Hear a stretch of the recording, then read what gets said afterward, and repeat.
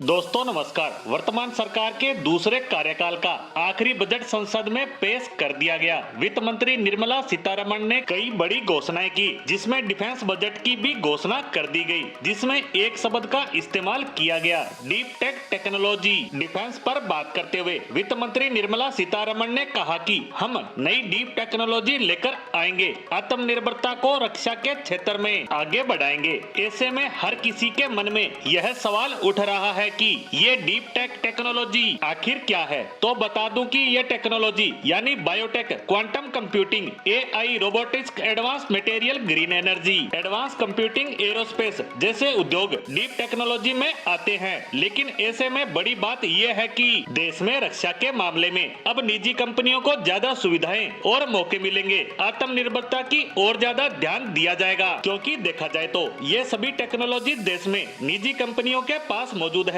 ये सभी चीजें असल में वैज्ञानिक प्रगति की ओर लेकर जाएगी, यानी विज्ञान को रक्षा के साथ और ज्यादा बेहतर तरीके से जोड़कर देश को ज्यादा ताकतवर बनाने का प्लान है। साथ ही आत्मनिर्भरता की बात पर भी जोर दिया गया है, यानी वर्तमान केंद्र सरकार चाहती है कि देश की सुरक्षा में लगने वाले हथियार, टेक्नोलॉजी और यंत्र सभी देश में ही बने, कम से कम आयात करना पड़े, उल्टा ज्यादा से ज्यादा निर्यात किया जाए, ताकि भारत में विदेशी मुद्रा बड़े पैमाने पर आने का रास्ता खुले। पिछले साल ही देश का रक्षा उत्पादन 1 लाख करोड़ रुपए हुआ है। वहीं देखा जाए कि पिछले 10 सालों में भारत की कितनी धाक बढ़ी है, तो global fire power military ranking में भारत को चौथा स्थान मिला है, यानी दुनिया की चौथी सबसे बड़ी मिलिट्री भारत के पास है। भारत इंग्लैंड और जापान जैसे विकसित देशों से भी इस मामले में आगे है, लेकिन इस रेस में भारत थोड़ा ही सही लेकिन चीन से पीछे है। चीन के पास तीसरी सबसे बड़ी मिलिट्री ताकत है, लेकिन पिछले 10 सालों में भारत रक्षा के मामले में अपनी धाक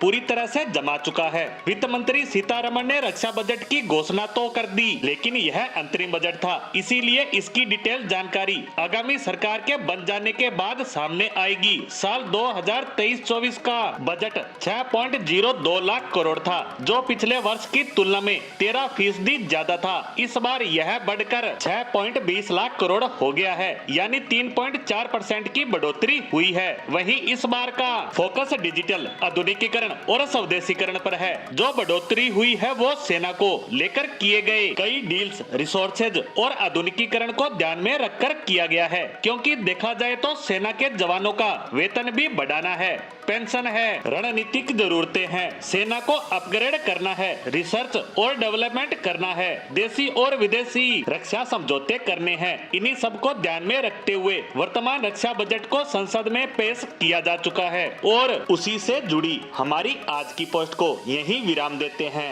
धन्यवाद।